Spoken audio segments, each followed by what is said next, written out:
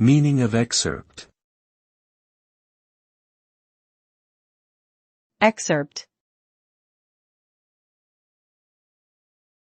Excerpt. Excerpt.